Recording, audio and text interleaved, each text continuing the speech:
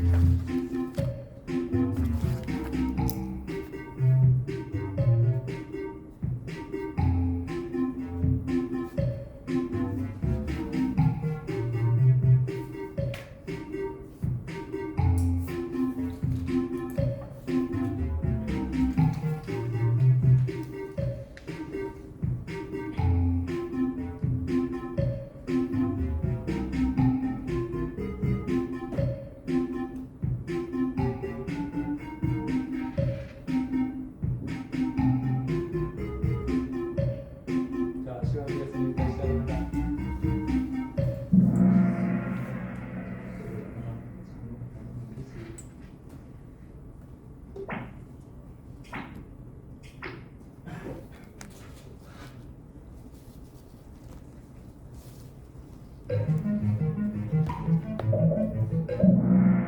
마지막 수업입니다. 아, 역시 잘 되는데 그러니까 문제야. 내가 그리고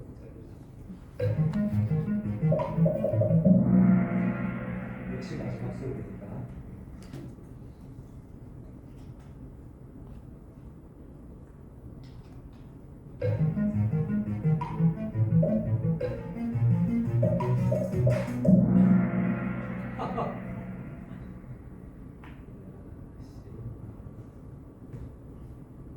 원천 오리지널 소스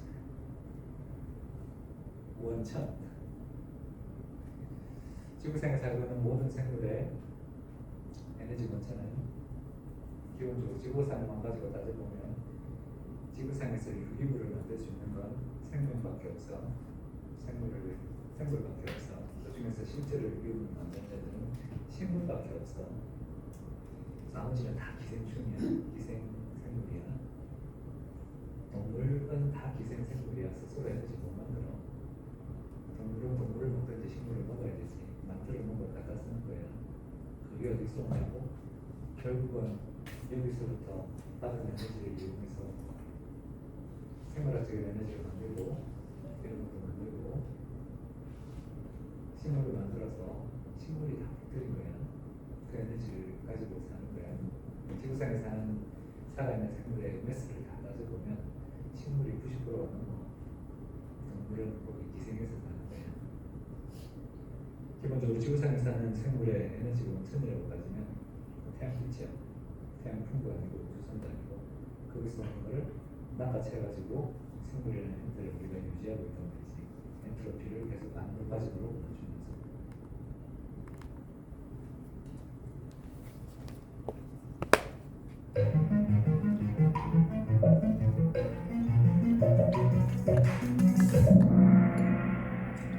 이게 시작이야. 빛하고 물질이 만났을 때 생겨나는 여러 현상 중에 이거는 흡광에 해당하는 걸 텐데 흑광에 담는 텐데 너무 세게 흑광하면 전자가 날아가 버리지. 날아가면 자유전자라고 부르고 여기서 날아가지는 않았어. 날아가 버렸으면 그 에너지를 전자가 가지고 어딘가 가버렸겠지. 어딘가에 트랩되었어.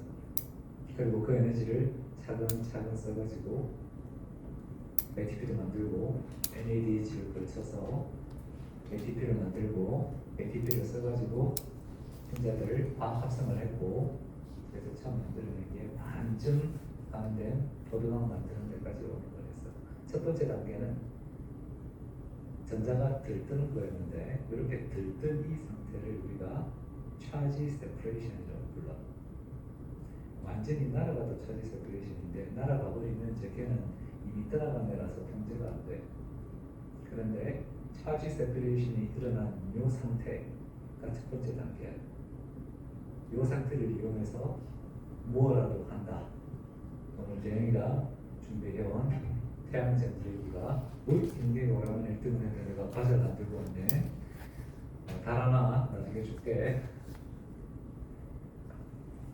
이런 일이나. 자, 그러면 재영이를 모셔다가 태양 전지 준비한 마지막 강연을 듣도록 하겠습니다. 재영이가 인기가 없나 보네. 아무도 강연을 안 하네.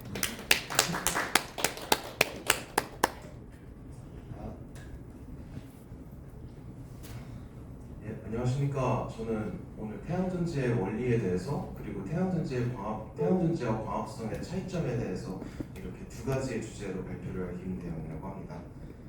그러면 먼저 이전에 먼저 학습한 것을 간단히 정리하고 가보자면요. 광합성 같은 경우에는 빛 에너지를 광계하고 전자 전달계를 이렇게 받아서 전기적 에너지를 거쳐서 화학 에너지로 만들고 그 화학 에너지를 켈빈 사이클이라는 것을 거쳐서 저장하는 것까지의 이 전반적인 과정을 광합성이라고 하였습니다. 이때 여기서 빛 에너지를 전기 에너지로 만드는 이 광계의 역할을 일종의 모방을 한 것을 태양전지라고도 말을 많이 하는데요. 이 태양전지의 오늘 원리를 살펴볼 것인데 그러기 위해서는 먼저 저희가 반도체에 대해서 잠시 짚고 넘어가고자 합니다. 이전에 저희가 원소와 주기율표를 학습할 때 반도체에 대해서 이미 언급을 하고 넘어갔는데요. 그래도 다시 한번 짚어보면서 제가 또 학습을 해보면서 신기하게 느꼈던 것들을 번외로 발표를 하려고 합니다. 먼저 반도체 정의를 간단히 말씀을 드리자면은 금속의 전도성과 그 다음에 전도되지 않는 인슐레이터의 전도성 사이에 있는 물질을 반도체라고 말할 수 있는데요. 이 정의의 원인은 저희가 살짝 힘을 줘도 전자가 곧바로 들떠서 전류가 흘러버리면 안 되고 특정한 조건을 만족했을 때만 전도가 될 수 있도록 일정한 밴드갭을 가지고 있는 물질을 저희가 반도체라고 말합니다. 근데 저희가 일반적인 퓨어한 반도체, 그러니까 퓨어한 규소 같은 경우에는 전자와 양공과 같은 캐리어가 없다라고 말하죠. 전자와 양공과 같은 캐리어가 없기 때문에 전류가 잘 흐르지 못합니다. 이때 불순물 반도체를 저희가 만들어서 사용을 하는데요. 13족에 있는 원소를 넣어주면은 전공이 생기고 혹은 양공이라고 말하죠.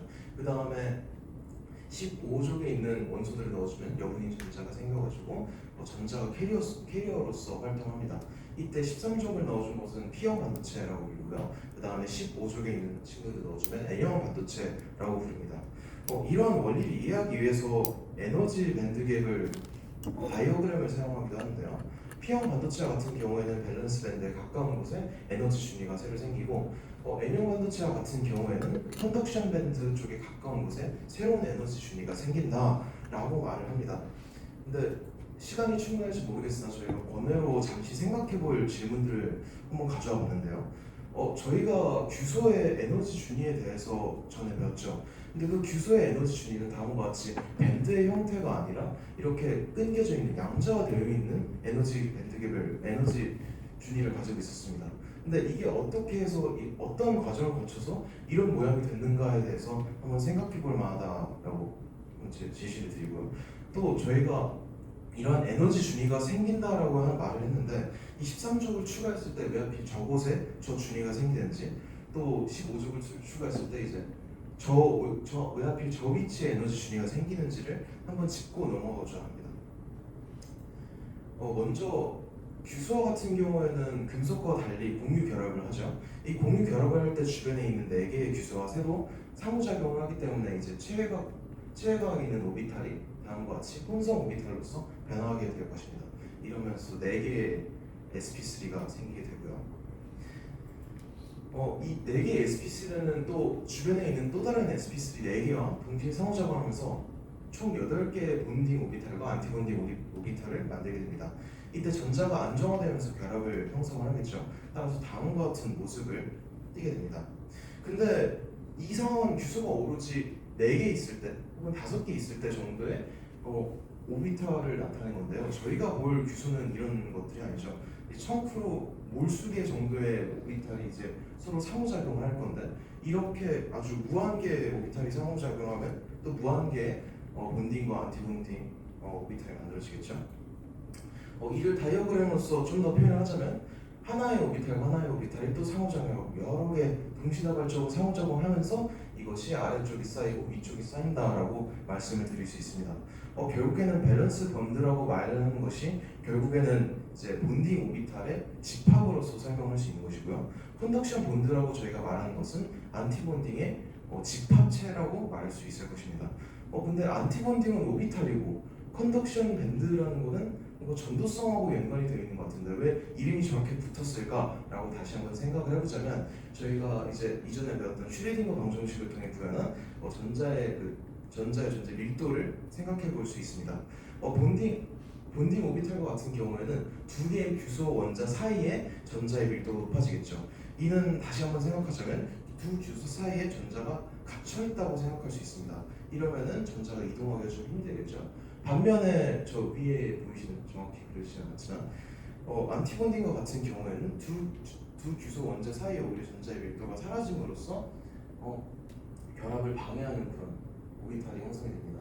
이는 다시 한번 생각해 보자면 밸런스 본드보다 더 약하게 결합되어 있다 혹은 더 루즈하게 결합되어 있어서 자유롭게 움직일 수 있다라고 이해할 수 있습니다. 따라서 아래 있는 것보다 위에 존재할 때 전자가 더 잘 움직이고 따라서 전도성에 관여를 한다는 것을 알 수 있습니다.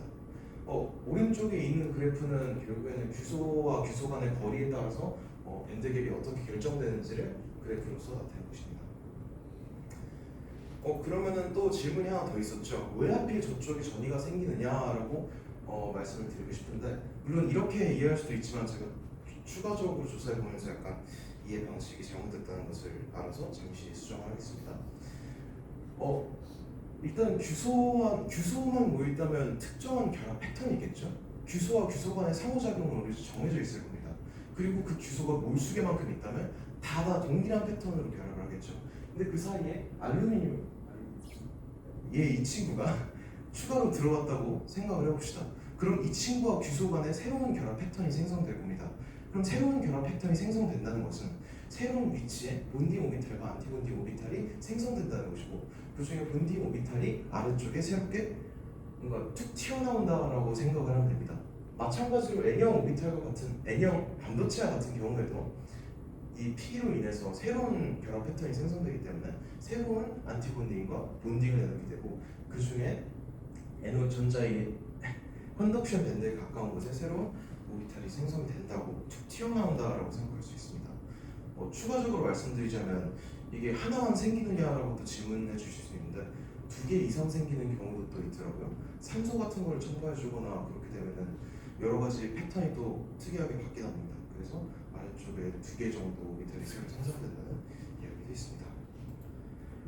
그러면 PN을 여기서 태양전지에서는 P형 반도체와 N형 반도체를 겹쳐서 사용을 하는데 원래 P형 반도체와 N형 반도체는 둘 다 중성으로서 존재합니다. 그저 전자라는 캐리어와 전공이라는 캐리어가 따로 그냥 밀도차가 존재하는 것이죠. 근데 이 밀도차 때문에 한쪽으로 확산이 이루어지게 되고 N형 반도체에 있는 전자가 왼쪽으로 이동하면서 오른쪽은 비교적 플러스로 왼쪽은 비교적 마이너스로 전하가 발생하게 됩니다. 따라서 전하가 차이가 존재하므로 전기장이 생성이 될 것이고 이 전기장에 의해서 전압차가 새로 생성되게 될 것이죠. 이 전압차를 여기서 그러니까 PN 정신이 발생됐을 때 빌트인 포텐셜 디퍼런스라고 하는데 결국엔 전압차가 생긴다, 배터리의 역할을 한다라고 말할 수 있습니다. 이것을 용어가 따로 존재하더라고요. 포토볼테이크 이펙트라고. 근데 결국 간단히 말하자면은 빛으로 인해서 중간에 있는 층에 빛이 도달을 하면서 전자와 양공이 이제 동시다발적으로 발생하는데 이것이 전압 차이 이내에서 두 개로 분리가 되고 결국 양쪽으로 흘러간다는 것을 포토볼테이크 이펙트라고 합니다. 그러면 이제부터 태양전지와 광합성에 대해서 비교를 시작할 건데 광합성과 같은 경우는 전반적인 과정이 있지만 그 중에서도 관계에 좀 더 집중을 해보려고 합니다. 결국 이제 빛 에너지를 전자가 가지고 있는 전류로 바꿔주는 것이 관계이기 때문에 그쪽으로 좀 더 집중적으로 비교를 해보자면 첫 번째로 파장 범위가 다를 수 있겠죠. 흡수하는 파장 범위가. 두 번째로 이 전자 양공 엑시톤이라고 부르는데 이것을 어떻게 세퍼레이션을 하느냐가 원리가 조금 다를 겁니다. 그 다음 마지막으로 간단히 반응의 결과물이 다르다, 이렇게 세 가지 관점으로 얘기를 할 수 있겠죠. 첫 번째는 흡수 파장 범위입니다. 특이하게도 제가 검색을 해보니 식물과 같은 경우에는 파란색과 빨간색을 위주로 흡수를 한다고 해요. 연옥수예요, 연옥수빛 때문에. 근데 이러한 과정에서 자세히 보면은 500나노미터에서 600나노미터, 즉 초록색과 노란색 즈음이 오히려 반사를 한다는 것을 알 수 있습니다. 반사를 하기 때문에 저희가 식물이 초록색으로 보이는 것이죠. 근데 제가 하면서 궁금증이 든 게 제가 알기로 오른쪽에 보이는 그래프는 태양에서 내뿜는 이제 전자기파의 인텐시티를 비교한 겁니다. 여기서 볼 수 있듯이 500나노미터에서 600나노미터 사이, 즉 초록색의 빛이 지구에 가장 많이 도달한다는 것을 알 수 있습니다. 그러면은 그 초록색 빛을 사용하면은 오히려 더 이득이 될 텐데 왜 초록색 빛을 다 거부해 버리느냐가 저의 질문인데요. 이것은 또 연구가 존재하는데 안정성 때문에라고 합니다. 물론 태양전지와 같은 경우에는 생명체가 아니기 때문에 안정성 생각 없이 효율성을 추구할 수 있습니다. 그러나 식물은 계속 살아가야 하기 때문에 안정성을 추구해야 되는데 이때 일정량의 에너지가 지속적으로 생산되어야 하고 또 너무 과한 에너지가 순간적으로 투입될 경우에는 오히려 여러 가지 기관에 문제가 생길 수 있기 때문에 초록색을 오히려 없애고 파란색과 빨간색만 이용한다고 합니다. 말씀드린 것과 같이 태양전지는 효율성을 추구하기 때문에 결국엔 이 모든 파장 범위를 커버하는 것이 목표가 될 수 있습니다. 실제로 이것이 실리콘 태양전지의 한계로서 언급이 많이 되는데요. 저희가 알 수 있다시피 실리콘이 여러 개 모이면은 밴드갭이 점점 좁혀지면서 결론적으로는 1.1 일렉트론 볼트, 그러니까 400나노미터가 3 일렉트론 볼트니까 이게 3배 정도, 그러니까 1200에서 1200 나노미터 이상의 이하의 빛을 흡수하겠죠. 따라서 이쪽 빛은 오히려 잘 흡수 못한다는 점이 단점을 얻고 있고요. 결국에는 전체 범위를 최대한 흡수하는 게 태양전지의 목적이 되겠죠. 다음으로 전자 양공을 분리하는, 즉 엑시톤을 분리하는 원리가 약간 다릅니다. 먼저 광계 내부에서는 플로렌스 레소넌스 에너지 트랜스퍼라고 하는데 결국에는 공명 에너지를 전달하는 과정을 통해서 전자 양공이 분리가 된다고 생각할 수 있고요. 광계를 벗어난다면 이 전김성도 차이에 인해서 전자가 직접 이동하죠. 따라서 산화환원을 통해서 전자가 이동한다고 생각할 수 있습니다. 여기서 공명 에너지를 전달하는 것, 즉 FRET가 무엇이냐라고 말씀하시면 저희가 이런 그래프 많이 봤죠. 원래 한 분자가 존재할 때 먼저 빛을 흡수하고 그것을 형광으로서 방출하게 됩니다. 또 이전의 영상에서 교수님께서 첨가하신 영상에서 볼 수 있듯이 이 형광하는 이 전자기파가 다른 분자로 들어가서 또 다른 형광을 비출 수 있다는 것을, 그런 현상을 저희가 볼 수 있었죠. 근데 저희가 물리에서 공명이라는 형상을 알 수 있었습니다. 이 공명과 같은 경우에는 고유 진동수와 동일한 진동수의 에너지를 전달할 경우에 결국엔 에너지 전달 효율이 극대화되어서 에너지가 전달된다, 그리고 에너지가 축적된다라는 것을 배울 수 있었는데 비슷한 원리입니다. 저희가 흑체 복사를 할 때 전자를 하나의 진동자로서 봤죠. 그러니까 전자도 하나의 고유 진동수를 가지고 진동하는 중이다라고 생각할 수 있습니다.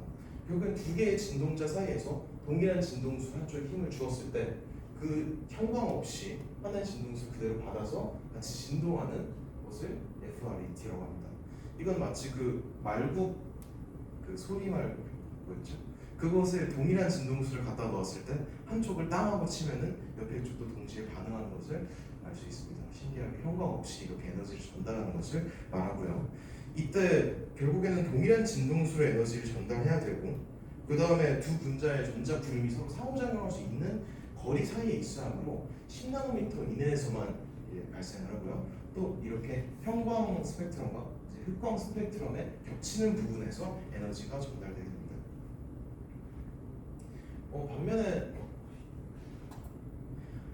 반면에 태양인자 같은 경우에는 물론 본질은 같으나 방법이 다르다고 생각할 수 있겠죠. 여기에서 빌트인 포텐셜 디퍼런스로 인해서 양공과 전자가 생성되었을 때 그것을 한쪽으로 끌어당기는 힘이 존재합니다. 따라서 이전에 말씀드린 것은 그러니까 공명 에너지 전달함을 통해서 저희가 두 개를 분리했다면 여기서는 포텐셜 차이를 새로 생성을 해줘서 분리를 했다고 생각할 수 있습니다. 마지막으로 간단히 말씀드리자면 결과물 또한 다른데요. 위에서는 결국에는 에너지를 충분히 생산하는 것뿐만 아니라 저장하는 것을 최종 목표로 두고 있습니다. 그러나 태양전자 같은 경우에는 물론 다른 배터리를 둬서 저장할 수 있겠지만 최종 목표가 그저 전기 에너지를 생산하고 즉시 사용하는 것을 목표로 두고 있습니다. 이에 따라서 방법이 조금 다른 것을 이제 세밀하게 캐치할 수 있는데 위와 같은 경우에는 더 효율적으로 저장하고 세밀하게 조정해줘야 되기 때문에 하나하나 ATP로 자르고 NADP로 자르고 해서 세밀하게 조정하는 그런 단계들이 필요했고요. 아래와 같은 경우에는 그런 거 다 필요 없고 최대한의 에너지를 생산해야 되기 때문에 오히려 과정이 간단하고 최대 효율을 위해서 에너지를 최대한 많이 흡수하는 그런 과정이 이루어져 있다라고 볼 수 있습니다. 이상으로 발표 마치겠습니다. 감사합니다. 우리 대학은 지금도 교수 시키면 될 것 같지? 일타 강사처럼 얘기했으니 자 질문 한번 보자. 올라가고요. 양공이 튀어나오고 막 끝에 여기 말씀하신 에너지 준비가 튀어나온다고 그 앞에 여기 한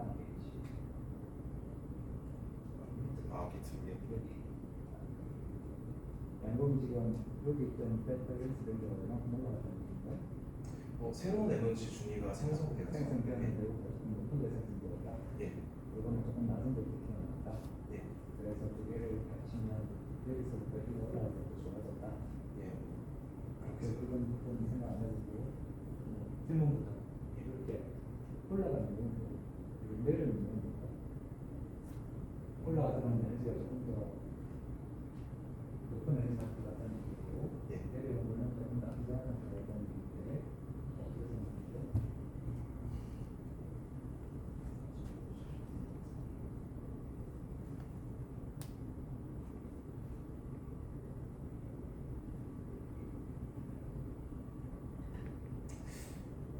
아래쪽에서는 에너지 준위가 결합을 관여하지 않기 때문에 그대로 존재한다고 생각을 했는데 정확히는 그래서 좀 이렇게 바뀌었다 그러나 지금 밸런스 반대쪽이 N 쪽인가 아니고 이거 지금 없는 거에서 지금 P인 경우에 올라가는 거야? P인 경우에 올라갔다는 얘기인 거지? 예. P는 포지티브고 N은 네거티브고 그런 데 들어갔을 때가 N이겠지. 이게 올라갔다는 얘기는 왜 올라가는 거지? 플러스 1이 중간중간 돌격한 이유가 올라갔다고 그랬어. 왜 올라간 거야? 여기는 마이너스를 하나 집어넣었더니 마이너스가 이렇게 내려왔다는 얘기네.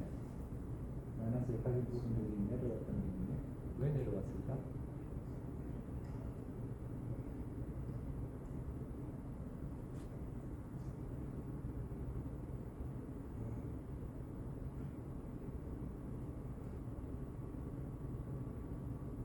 비교적 여기 제 생각에는 비교적 전자가 주변사에게 다니면서 인력을 받는데 그러면 인력을 받는다는 것 자체가 포텐셜이 낮아진다는 거에서 뭘 받아서? 규소와 우중 같은 원자에게 물론 정확히 말해서 결합에 관여는 하지 않지만 중간중간 오가면서 인력을 받기 때문에 인력을 받아서? 예. 인력을 받아서 결합에 참여하기 때문에 인력을 결합에 참여하기 때문에? 못하기 때문에? 간접적으로 참여하지 않을까요? 도망가지 말고 지금 엑스라가 생긴 요분의 전자가 이렇게 내려온 역할을 했다는 거고 생긴 구멍이 올라가면서 있다는 거잖아. 그러니까 요금의 전자가 내려오는 이유는 뭘까?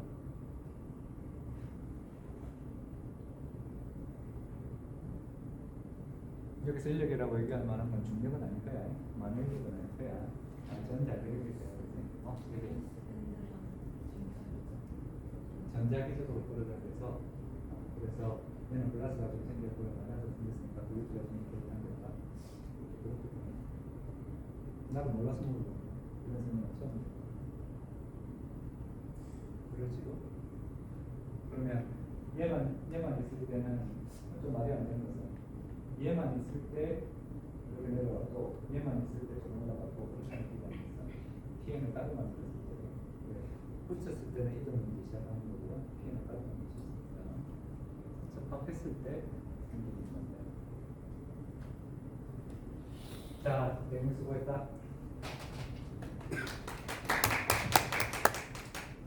오징어 다리는 몇 개?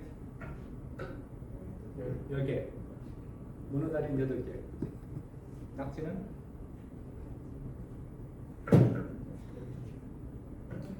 낙지 8개다. 세발낙지는? 8개, 3개 아니고. 쭈꾸미는? 머리 생긴 모양을 보면 이렇게 동그란 머리를 가지고 있잖아. 문어 속에 속해. 8개. 꼴뚜기는? 꼴뚜기 10개야. 꼴뚜기 어디가 제일 많이 한치는? 한치 거의 오징어처럼 생겼어. 한치는 제주도에서 나는데 우리 한치라고 하는 데가 한치니까 한바다에서 나지 않을까. 제주도가 아니까 제주도에 많이 나요. 처음부터 한치가 아닌가. 왜 한치예요? 이름이? 오징어가 한치 모양 보고 어떻게 보면 한치가 달렸잖아. 발 길이가 한치밖에 안 돼. 그래서 한치라고 부르는데 그러면 한치라고 부를 게 아니라 한치라고 불러야 돼. 그래 안 헷갈리잖아. 반도체 반은 도체도 아니고 부도체도 아니고 중간쯤 되는 반쯤 한다고 해서 반도체야. 우리는 그냥 최근에 어떤 얘기가 그냥 반도체라고 그러는데 사실 그 의미를 담으면 반도체가 돼야 돼. 반도체니까. 그런 의미를 갖고 있는 거야. 원래는 이 사이를 띄어놓기가 쉽은 거였어. 그랬는데 어떤 이유에서인가 이 사이를 조금 더 가깝게 해주는 이런 처리를 해주면 그러면 이런 처리를 통해 가지고 이런 처리를 통해서 A라고 B를 따로 만들어 가지고 따로 쓸 때는 전자 멈출 데가 없어요. 얘 둘을 딱 갖다 붙였더니 이쪽은 X라 전자가 있고 이쪽은 X가 플러스 차지가 생겨서 전자가 부족한 거예요. 이 상태가 되니까 전자가 이동할 수 있는 건 어디로 이동하겠어? 여기 있을 때 이리로 이동할 거야. 여기 있는 세로 생긴 전압을 보면 전자는 여기 있을 때 이리로밖에 이동할 수 없어. 전자가 쭉 이동하고 이쪽이 구멍이 생겼으니까 전압으로 따지면 우리가 생각하는 로테이션을 전압으로 따지면 여기가 높고 여기가 낮아요. 근데 어느 정도 가면 그 이상은 움직여. 그게 점점 더 힘이 없어서 도로 하려고 하는 게 생길 테니까 웬만큼 가면 자, 저 상황에서는 그냥도 이렇게 만들어줄 수가 있었는데 붙이는 것만으로 이렇게 만들어줄 수가 있었는데 이거를 더 펌프질 하려고 그러면 밖에서 에너지가 들어가요. 이 에너지를 이렇게 올라갈 수 있는 에너지를 밖에서 줘야 돼요.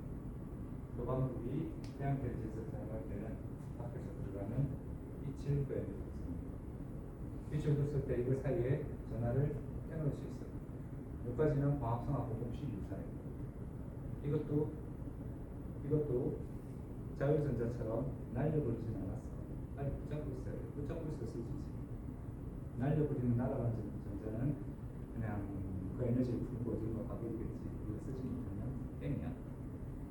물론 그거를 다른 방법으로 저 자율전자만 모아서 쓸 수 있는 방법도 있지만 광합성에서도 그랬고 분리시킨 이 전하를 어딘가에서 붙잡고 있다가 그걸 계속 넘겨준 거지. 넘겨줘서 내려가면서 한 거야. 그래서 전자 전달이라고 하고 첫 번째 일어나는 현상은 리듬이기도 하지만 익사이테이션이기도 하지만 한편으로는 전하를 어느 정도 갈라놓은 차지 세퍼레이션 그러나 완전히 날아가지는 않습니다. 이 상태를 차지 서큐션 한 상태로 유지하고 있으면 선 전압이 되겠지. 전압이라고 하는 거는 에너지 포텐셜 에너지. 이 포텐셜 에너지를 계속 유지하고 있을 수 있으면 그러면 도선을 연결하면 흘러서 이거를 사용할 수가 있는 거잖아. 포텐셜 에너지를 쓰는 거잖아요. 이게 발전하는 현상이고 이거를 어떤 에너지를 쓰느냐에 따라서 기계적으로 돌려서 쓰거나 돌려서 쓰는 방법은 수력도 있고 화력도 있고 원자력도 있지만 원자력을 직접 쓰는 거 아니잖아요. 다음 물을 끓여서 터빈을 돌려서 운동을 바꾼 다음에 그걸로 자석을 돌려서 전기를 만드는 거예요. 이게 현재 쓰는 가스의 방식입니다. 태양열 같은 경우에는 돌리는 자석을 돌릴 필요가 없는 거죠. 여기서 무엇을 하냐면 밖에서 들어온 빛 에너지를 써가지고 전하를 억지로 떼어놨어요. 그 다음 단계는 이걸 보관만 하는데 다시 합쳐지지 않고. 근데 전기를 보관하는 게 전기 어떻게 보관하는 건덕터. 컨덕터라고 하면 어떻게 만들지? 축전기라고 부르는 거 플레이트 두 개 이렇게 붙여놓은 거야. 닫지는 않게 요만한 간격을 두고 저렇게 해서 빼놓은 전하를 여기다가 모아놓으면 두 개가 막 가고 싶은데 못 가니까 그냥 이 긴장된 상태를 유지하고 가운데만 인슐레이션을 잘 하면 오래 보관할 수 있어요. 이래가지고 얼마나 전기가 많이 보관할 수 있을까? 생각보다 이거 굉장히 비싼 방법이에요. 이 플레이트에 들어가는 게 금속이라 해야지. 이 플레이트를 굉장히 많이 보관하려면 어떻게 해야 돼? 두껍게가 아니야. 이렇고 얇고 넓게. 일본에서 이런 거 있대. 좀 조용한데 도시에 가게 수평방킬로미터 지하에다가 이런 플레이트를 층층하게 깔아가지고 전기를 또 말만 들어도 엄청난 장기 세기가 들어가야 될 것 같아요. 장점은 바로 쓸 수 있어. 전기 그 자체니까. 억지로 유지해놓은 잼 위에다가 물을 보관하는 거 비슷하게 언제라도 돌리면 바로 전기를 쓸 수 있는 여기는 도수만 연결하는 거예요. 그러면 바로 전기를 쓸 수 있어요. 그렇지만 엄청나게 비싼 거예요. 그리고 많이 보관하기 어려워요. 그래서 태양전지 우리 집에나 뭐 이렇게 물려본 태양전지들이 많이 있잖아요. 이게 전기를 발생시키지만 이 방법으로 태양빛을 이용해서 전자를 움직이는 전자를 한쪽에서 다른 쪽으로 옮겨서 이 상태를 유지하는 게 태양전지 방식인데 바로 쓰지 않으면 이거 보관하는 게 무슨 어렵잖아요. 집에다 이런 철판 축전기를 컨덕터 우리말은 축전기라고 하는 건데 여기는 찾아가지고 여기에다가 하여튼 이런 장치를 집안에 두기는 너무 비싼 방법. 그래서 하는 방법은 이렇게 만들어주면 전기를 안 쓰는 전기는 발전소로 보내 안전으로 보내 안전에서 모아 혹은 딴 데서 뭐 기껏 할 수 있는 방법은 안전에서 하고 예를 들어서 미국 힘드니까 물 도로 보일러 수력 발전소에 물 도로 보일러 이걸 이용해가지고 그래서 전기가 남아줄 때는 포텐셜 에너지가 더 모았다가 전기 모자라서 이거 다시 물 도로 보일러 전기를 모아주기 굉장히 어렵다는 거죠. 이 전기를 광학생에서는 어떻게 했어?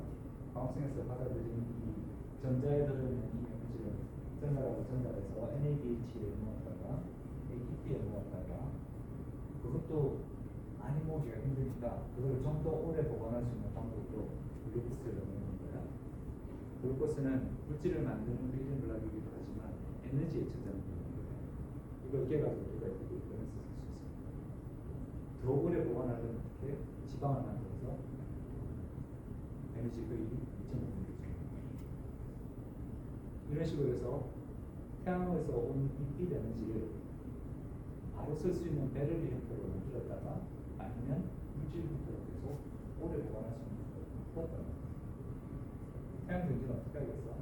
태양전지를 해서 낮 동안에 쓰고 낮 동안에 받은 거 밤에 조명할 때 쓰고 싶어. 보관을 해야 되잖아. 이걸 어떻게 할 거냐? 우리 집 사실 하고 있어. 어떻게 하고 있어? 그 얘기는 태양전지에다가 전기를 흘려주면 약간 미치나 봐. LED에 빛을 쬐주면 전기가 흘러. 효율형 유제표는 어느 쪽이 더 잘 되는지는 자세히 디자인에서 만들어야 되지만 원리는 완전히 이렇습니다. 자, 이제 마지막 수업에 여러분들한테 보시고 있고 여기서는 자료 질문할 텐데 돌아가면 이렇게 질문할 거야. 그리고 지금 이제 썼는지 써줄 거야. 교수님이 피자를 사왔으니까 피자 먹기 전에 교수님이 맞겠지.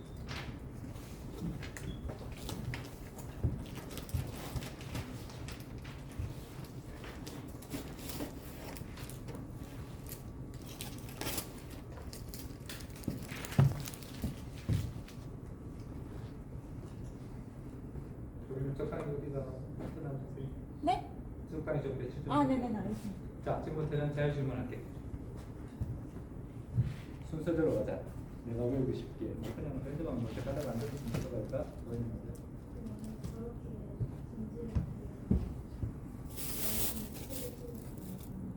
최대 효율은 이제 계속 갈수록 올라가겠지. 내가 퍼센트를 정확히 기억을 못 하겠는데, 자, 앞에 포토 볼테이크라고 되어 있잖아. 요거 이름 그대로 그 상태를 보면 포톤 빛이고 볼테이크는 전압이야. 빛을 이용해서 전압 차이를 만들었다. 그러면요.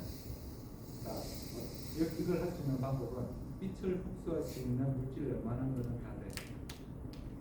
그런데 빛을 흡수할 수 있다는 거는 흡수를 해서 익사이트가 된다는 거니까 차지 세퍼레이션이 어느 정도 일어난다는 얘기야. 그런데 얘가 다시 돌아가지 못하게 잡아줄 수 있는 디바이스가 필요해요.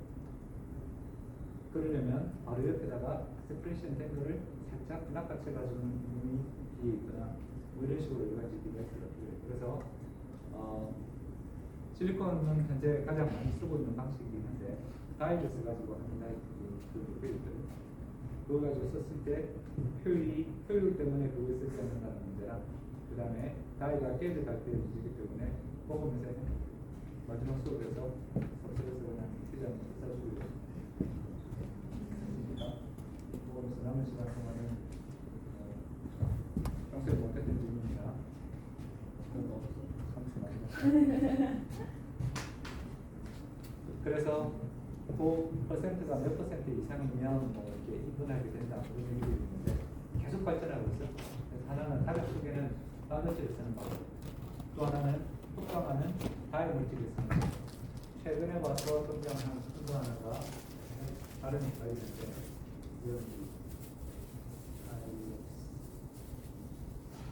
어떤 결정 구조가 있는데 사람들은 다른 좀 다시 빼고 찾아보고 사람이 좀요. 그 사람이 찾아낸 이 인원계의 결정 구조가 제 에피션시를 굉장히 페로사이트 이렇게 부르는 것인데 그 결정 구조가 적인 역할을 하는 것이 굉장히 좀 뛰어난 효율성을 갖고 있다고 해서 현재는 세계가 경쟁하고 있습니다. 반도체 기법이랑 그다음에 다이버스 방법이랑 그다음에 페로사이트 방법이랑 이렇게 가지고 내년 그래서 27%였어. 1% 더 올렸어. 이렇게 지금 보고 있는데 논문 낼 때마다 부분에서 일을 하는 사람들은 그 숫자가 몇수로 그래서 계속 변하겠지. 이 얘기는 3나노 반도체가 2나노가 됐거나 이런 것처럼 바뀔 거야. 그런데 거의 반도체를 따라왔다고 얘기하는 것 같은데 현재까지 반도체가 가장 많이 쓰이는 부분은 대량 생산을 의미하고 그 다음에 유전자 내구성이 좋은 편이고 빛에 의해서 손상되는 정도가 적기 때문에 보통 유기다이들은 오래 수치를 하게 되면은 블리칭이 일어나서 데미지가 가는 경우가 있기 때문에 그래서 아직까지는 그게 시장을 더미넌트하게 잡고 있지는 못하지만 필요한 상황이 되면 다시 생각하는 게 1분 시간을 줄 테니까 가서 들고 있다. 제가 그냥 분해서 가겠습니다. 네네네. 뭐 입맛에 안 맞는 거 좀 섭섭했어. 나 오늘 잘 다녀오겠습니다. 네. 자, 또 선생님 어떠십니까? 뭐 이렇게 도와줄까? 선생님 올라오면 이렇게 많이 주면 안 돼. 나 죽이려고 그래? 나는 먹어. 그래. 좋다. 본팅 결합 네. 제가 밸런스 밴드 형성하는 걸 볼 수 있다고 약간 그런 식으로 얘기했거든요. 그게 근데 만나였다면 여기 있는 게 넘버링 빈자리로 요만큼 올라가는 게 기억이 있었는데 지금 얘네들이 옆으로 연결돼서 이렇게 쫙 펼쳐져 있는 형태니까 2차원이든 3차원이든 쫙 펼쳐져 있는 형태니까 제로스로 공유하게 되겠죠.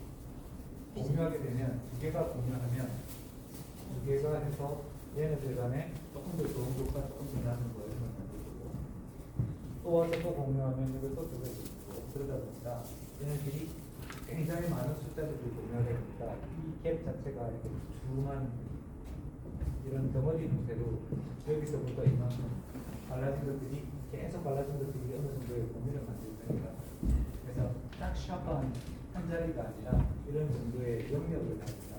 그래서 원래 하나씩 있었으면 이렇게 보였어야 될 것들이 이만한 거 하나가 이만한 거 하나 이렇게 사이즈로 간다라고 확장됩니다. 그러면 구조에 따라서 이 음식이나 뭐 에너지 주기가 다르게 다를 수 있겠지. 실리콘인 경우에 나타나는 거랑 카본으로 만든 다이아몬드에서 나타나는 거랑 이런 게 다 다를 수 있을 거고 다 실리콘으로 만들어져 이라고 하더라도 구조가 다르면은 달라질 수 있겠지. 실리콘 웨이프를 우리가 쓰는 거는 2차원일까 3차원일까 그 생각은 안 해봤는데 2차원이지 않을까? 평평한 면을 쓰니까 2차원일까? 잘 생각합니다. 누가 나 잡으러 가는 거야? 질문 안 남게. 따라가자. 네, 아니면 야, 오늘은 방법도 없네. 병현이 장갑 있어? 네, 다 드렸습니다. 자, 또 다른 거. 이게 중간자가 스피인을 피는 중성자 뭐라고? 스피인인데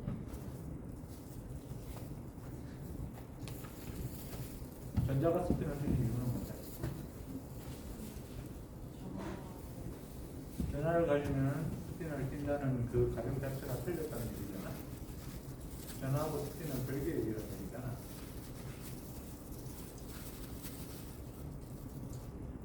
우리가 관찰하다 보니까 중성자도 자기장 때문에 스핀이 자기장은 차지를 띄고 있는 게 스핀을 한다고 가정했다고 끌어내는 개념이고 자기장 때문에 스핀이 생기면 안 되잖아. 우리가 그걸 이제 바꿔서 얘기하는 거잖아. 중성자가 왜 스핀을 띨까요? 그러게 왜 스핀을 띨까? 우리가 할 수 있는 얘기는 중성자가 스핀을 띄네 이거 따기라는 거고 그게 왜 띨까는 모르지. 중성자가 왜 스핀을 할까? 모르지. 전하를 띈 전자나 무지하게 작다고 생각한 얘네들이 왜 스핀을 할까? 혹은 스핀을 하는지 안 하는지도 몰라. 그러나 그걸 뚫으면은 자기 효과를 우리가 설명하려고 하다 보니까 스핀을 띈다고 해야 스핀을 하고 있다고 해야 자기 효과를 설명할 수 있습니다. 우리가 만든 허사인지도 몰라.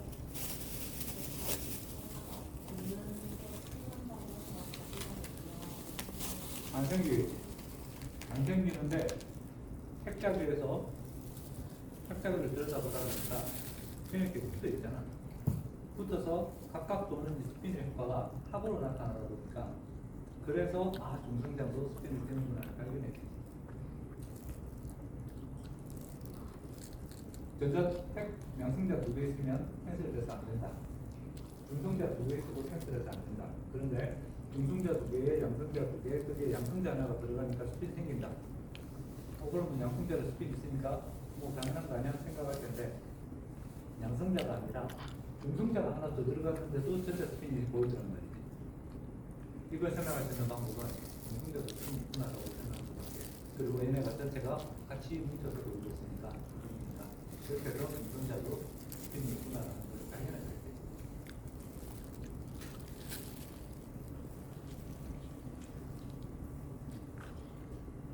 또 다른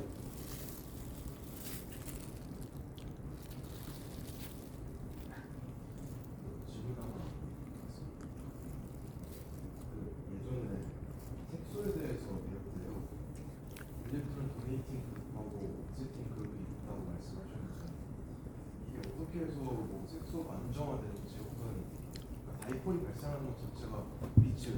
되는지 왜 안정화 되는지가 사실 이해가 안 가죠. 쓰는 그룹이 있고 받는 그룹이 있다고 얘기하는 것도 사실은 상대적인 얘기겠지. 기본 백번은 카본일 테고 카본보다 전자가 많이 남아돌았다 N타입이면 전자를 주는 쪽이 조금 더 좋을 테고 P타입이면 전자를 받는 쪽이 조금 더 좋겠지. 좋다는 얘기는 그쪽으로 가는 게 에너지적으로 더 안정화적으로 가는 수 있겠지. 전자 밀도가 좀 더 크고 전자 밀도가 더 낮아. 그럼 얘가 이렇게 해서 이쪽으로 치우친 효과를 낼 것이야. 그런데 레즈넌스 효과를 가지고 생각을 하면 이쪽을 N으로 놓고 이쪽을 N 플러스로 놓았을 때 이거를 반대로 그려도 그대로 승부하거든. 공명구조를 그리면 그 얘기는 마치 아마도 이게 주는 쪽이 이쪽으로 흘러갔던 게쫙 가져버리면 이쪽으로 갔다가 다시 이렇게 쏠려갔다가 하는 이런 진동을 하고 있지 않을까. 다이폴이 변하고 있지 않을까. 그 얘기는 이 진동이 상당히 큰 진폭으로 움직일 수 있는 진동을 가지고 있으면 밖에서 빛이 왔을 때 그 에너지를 흡수해서 이걸 다음 단계에 원래는 요만한 진동이었는데 그 힘을 이용해서 받아서 이만한 진동으로 올라갈 수 있는 게 훨씬 용이하지 않을까. 이게 다이폴이 존재할 때 그 다음에 이 상태의 다이폴과 올라가는 상태의 다이폴의 차이가 클 때 공명처럼 이 상태에서 이걸 타고 다음으로 올라가기가 더 용이하지 않을까. 용이하면 빛을 더 잘 흡수하는 것 같은 거고 그런 물질을 우리가 다이다.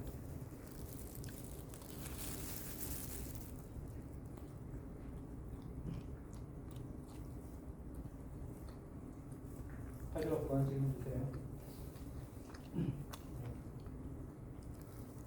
옛날에 어떤 경우에 CC 크래킹이라는 CC 뭐라고? CC 크래킹 크래킹. 오케이. 이게 이해가 안 되고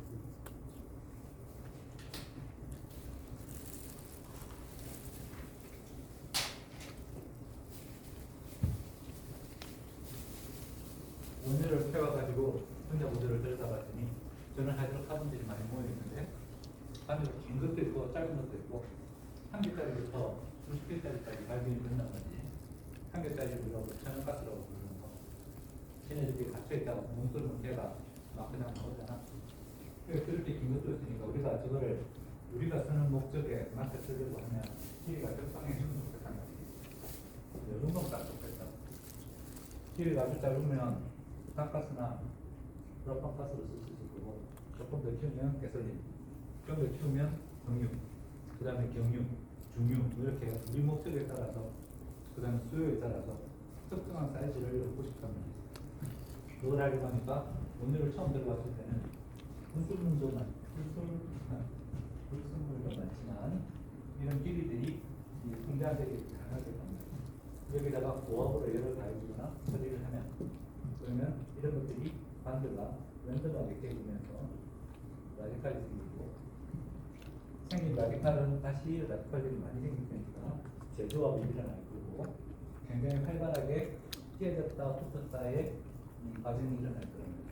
그래서 깨는 거를 주로 관점으로 봐서 크랙, 깬다 라는 뜻인데 그렇게 해서 크래킹을 해서 조건을 한쪽으로 잘 몰아가면 온도와 압력을 어떤 조건에서 줬을 때 만들어진 것들이 소가 이 조건에 견제해서 카본 몇 개짜리가 제일 많이 나오고 어떤 조건에서는 카본 몇 개짜리가 제일 많이 나오고 이런 조건들을 전문가들이 쌓아놨었단 말이에요. 그래서 내일 팔 수 있는 무슨 시장을 들어가서 경유가 별로 안 해. 그럼 경유를 더 만들어야겠지. 5년을 만들어도 가격으로 가지고 이런 방식으로 조건과 이름만 맞춰서 가진 물건을 이쪽으로 몰아가는 이 과정을 브레이킹이라고 합니다. 설명이 충분하지 않으면 추가적으로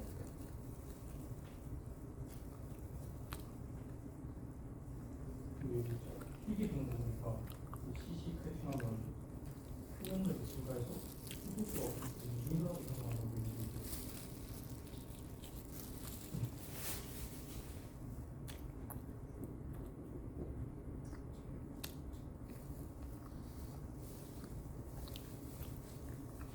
북한을 예를 들어보면 북한의 분자식은 4개, 핵심 몇 개?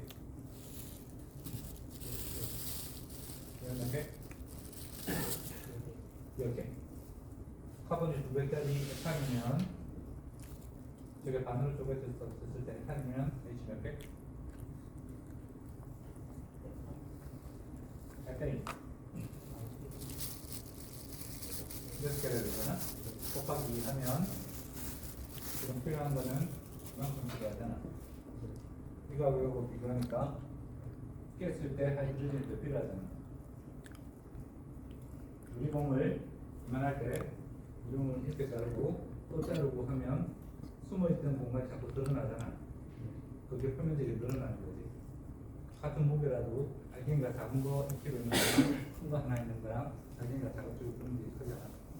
표면적이 해당하는 부분에 하이드로젠이 가서 붙어야 되는 거잖아. 그렇기 때문에 깨지면 깨질수록 표면적이 점점 더 늘어나니까 하이드로젠이 더 필요하단 말이죠. 하이드로젠이 없으면 밖에 하이드로젠을 넣어주면 그걸 넣어주면 되는데 수소를 넣는 것도 큰 아니지잖아. 교연학기가 선생님이 진행하시는 방법은 이 사이에 인대로를 만들어서 그 자리를 수준일 것 같습니다. 그래서 이 과정을 하다 보면 이거는 에탄 하나 생기고 에탄 하나 생기고 그래야 이 밸런스가 맞습니다. 그 얘기요. 오케이? 자, 우리가 수요일날 수요일날 시험도 보고 이 시간에 발전문 그리는 거를 시험 시간에 줘가지고는 너무 힘들 것 같아서 숙제로 올려놨어. 시험 보기 전까지 그 뒤에는 근데 한소수가 너무 많은 것 같아요. 제가 그려봤는데 좀 심하게 많아서. 하는 데까지 해봐. 근데 이게 5를 안 붙였는데 한 100개가 이게 오는 거거든요. 5를 붙이면 가서 줄여놓게. 줄여줄게. 지금 가서 줄여줄게. 그러면 그래 줄여줄게. 뭐 조금 재밌는 모양을 보려면 컨텐츠가 좀 더 필요할 것 같아서 그렇게 하는 편인데 가서 줄여줄게. 시험 전까지 손으로 그리든지 캔들을 쓰든지 알아서 해가지고 뭐 파일을 올리든지 사진 찍어서 하든지 해서 시험 전까지 테스트하고 시험 보고 나면 단 시험 공부에 집중하는 게 낫겠지. 시간이 많지만 수요일 아침까지 숙제야. 그렇게 하고 이 시간에는 그 고민들은 빼고 한 시간 안에 할 수 있는 정도의 문제로 출제하도록 할게.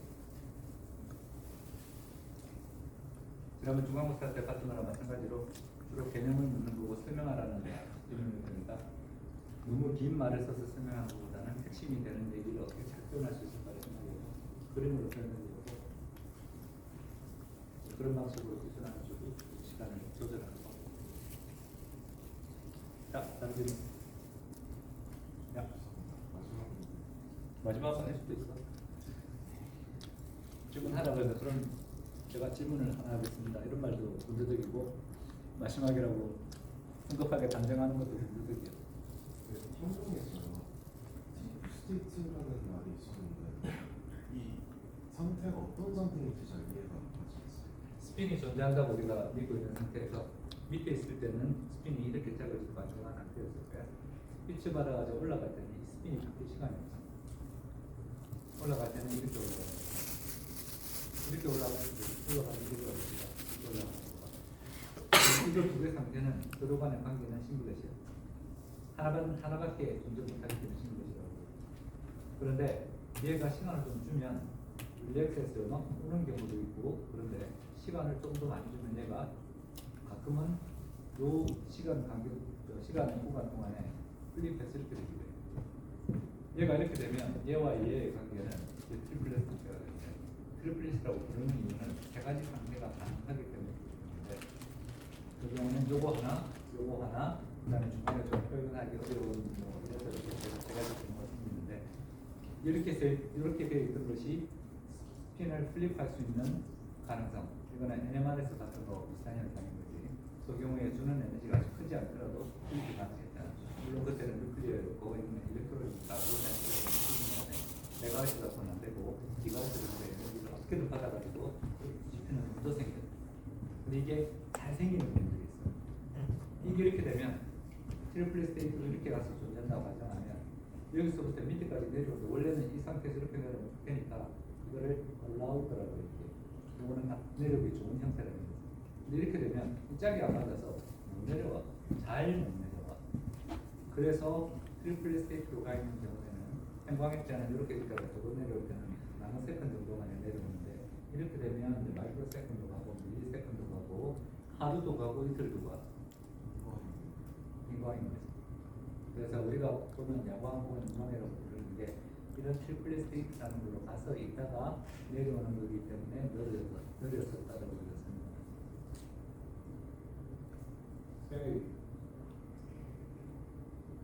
오늘 질문 5개씩 준비해 왔어야 되는 거 몰랐어?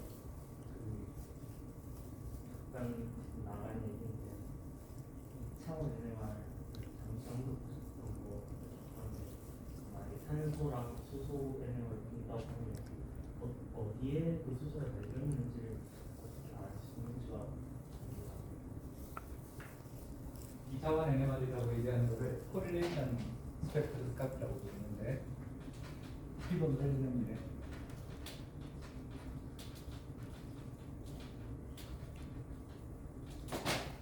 1차원 NMR을 보면 1차원만 그냥 가지고 보면 에탄올이 TG 이렇게 있고 이렇게 생긴다. 이렇게 보면 그거 H가 2H짜리고 3H짜리고 뭐 중립성치다 5H고 이렇게 나옵니다. 카본을 보면 카본 PDC가 보이고 2개 보이겠지. 카본이 2개니까.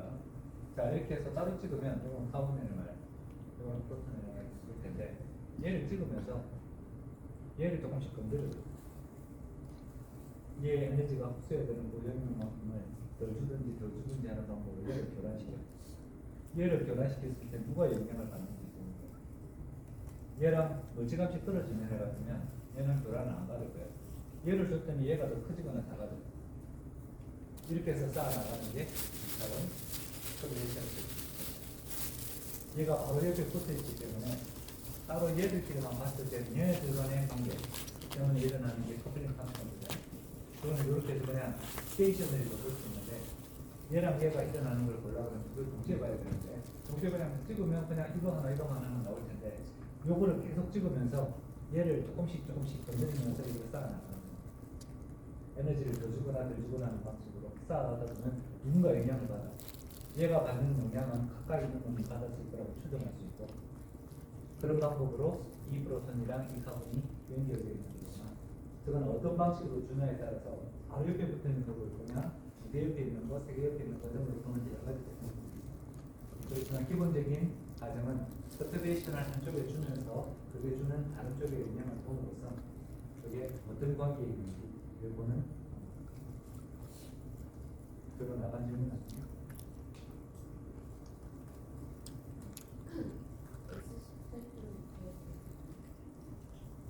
정확하게 짚어줬네요. 매스 스펙트럼에 대해서 질문은? 응? 안 했나 우리? 매스는 안 했나? 차지를 띈 입자가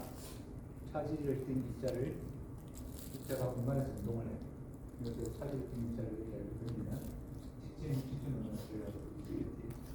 그럼 이 공간이 자기장이 있는 공간이라고 가정하면 차지를 띈 입자가 자기장에 들어가면 돼. 힘을 받는다고 그러지. 힘을 받아서 휘어진다고 그러지. 그렇게 해서 날아가다가 이 방향과 자기장의 방향이 수직하는 방향으로 힘을 받아서 자기장이 이렇게 열리면 날아가다가 이쪽으로 가든지 이쪽으로 가든지 힘을 받겠지.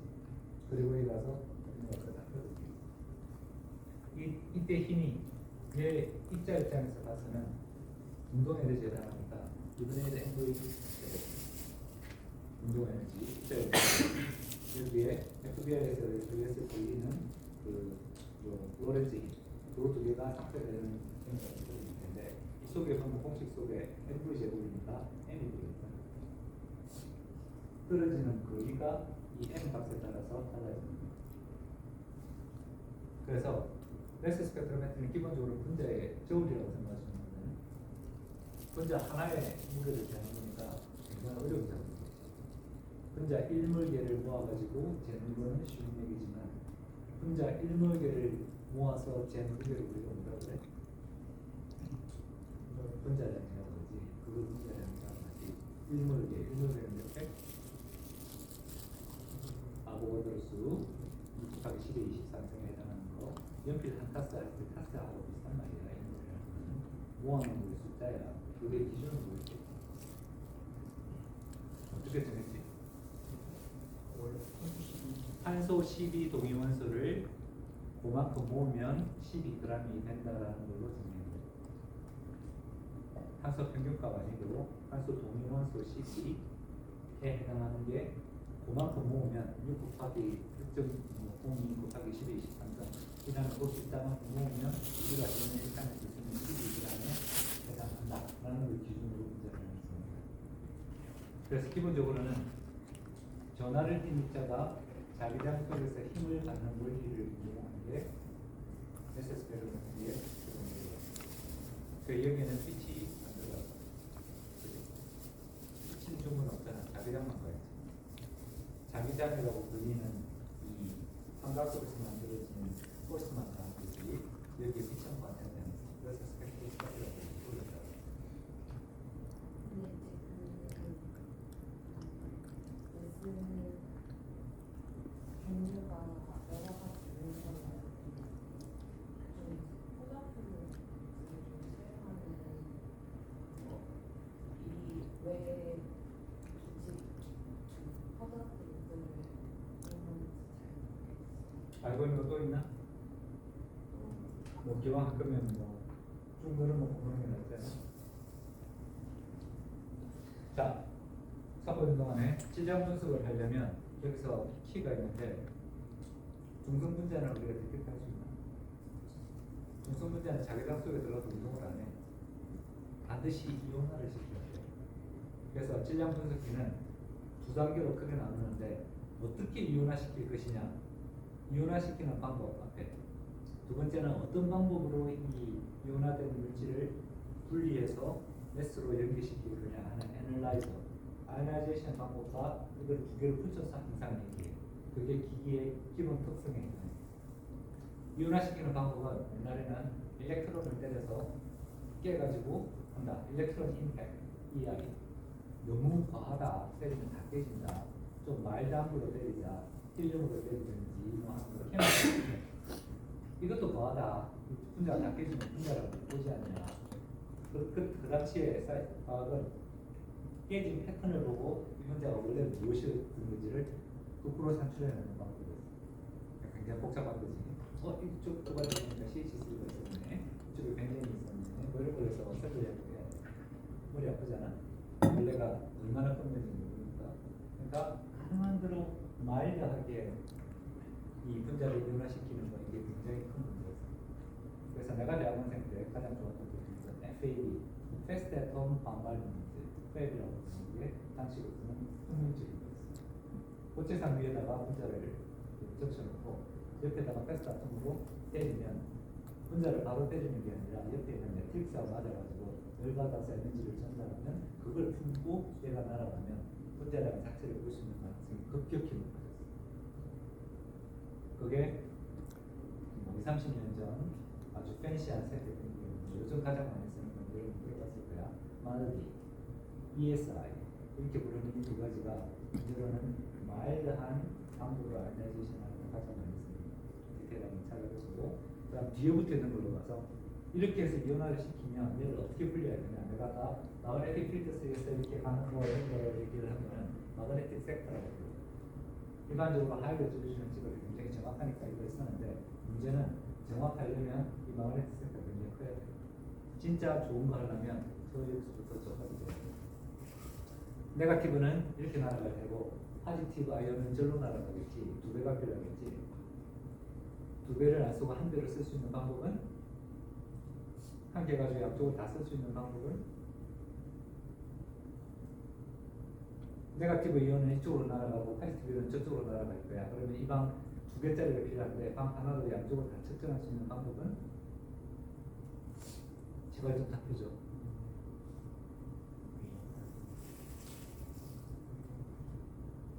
그러니까 그걸 어떻게? 어? 뭐 2층으로 만들어? 그래도 두 배 필요한 거잖아?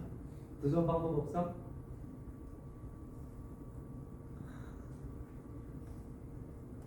마그네틱 필드를 만들고 있는 거잖아. 마그네틱 필드에 따라서 이렇게 가느냐 이렇게 가느냐가 바뀌는 거잖아. 그러니까 양이온을 찍을 때는 마그네틱 필드 이렇게 걸었으면 음연을 찍을 때 이렇게 되면 이쪽은 음연이 보는 거지. 그러니까 두 개를 동시에 볼 수는 없지만 같은 공간이 만약에 그 문제라면 이게 이제 마그네틱 필드라고 하는 고전적인 방법인데 그거에 대처하기 위해서 나온 몇 가지 방법들이 그런 쿼드로폴이라는 게 있고 토프라는 걸 들어봤을까요? 타임 오브 플라이트 이렇게 그런 게 있고 아이언 트랩이라고 하는 게 있고 이런 방법들이 있고 근데 기본적으로는 이 마그네틱 섹터를 어떻게 대체할 거냐를 사이즈를 줄이면서 대체할 거냐에 관계고 바이폴은 폴이 2개 있는 거야. 쿼드로폴은 폴이 4개 있는 거야. 이 폴이 관 형태로 되어 있어. 이렇게 되어 있어. 관이 이렇게 2개가 이렇게 있으면 이건 바이폴이에요. 이거 플러스 이거 마이너스면 차질이 튕기에 지나가다가 한쪽으로 걸려서 붙겠지. 그런데 쿼드로폴이면 이렇게 2개가 되어 있어. 플러스 플러스 마이너스 마이너스 이게 교도로 굉장히 빨리 바뀌어요. 그러면 차질리트 입자가 이 속으로 들어가서 비행을 하면 비행하다가 이쪽으로 걸렸다가 바뀌니까 다시 옆으로 걸려갔다가 다시 이쪽으로 걸려갔다가 오른쪽이든 왼쪽이든 배정은 거고 이 자기장이 이 전기장이 바뀌는 속도에 따라서 얘가 속도가 안 맞으면 벽에 부딪혀가지고 사라질 거예요. 속도가 딱 맞으면 여기서 안 부딪히고 살아남아서 통과해서 저쪽으로 나가. 그 얘기는 여기서부터 계속 소스를 주면서 이거의 변하는 속도를 바꿔가면서 스캔하면 분자량을 저 뒤에서 스캔을 하면서 어느 정도 했을 때 딱 맞으면 분자량은 얼마. 그리고 속도를 점점 높여가면서 밑에 플러스를 찍고 거기서 나오는 픽을 보면 할 수 있겠지. 기계 자체가 요만합니다. 그래서 이만한 빵이 필요 없는 거지. 코드로의 장점. 잡혀 만들 수 있다. 이렇게 날아가는 1차원적인 현상을 이렇게 이용해서 움직이는 챔버를 만들어서 이 속에서 그 효과를 유리에 훨씬 더 작은 걸로 만들 수 있다. 다른 것들에도 장점들도 주고 있어. 나중에 메스 스펙 제대로 배울 때 그래서 항상 메스 스펙 못 쓰니 이렇게 물으면 꼭지를 이렇게 붙여 앞에 ESI나 말리가 붙고 니네 메스 모임이 ESI 끌어버리고요 말리 톡송인데요 이런 식으로 되는 거죠. 혹은 말리 아이언 트레이드인데요.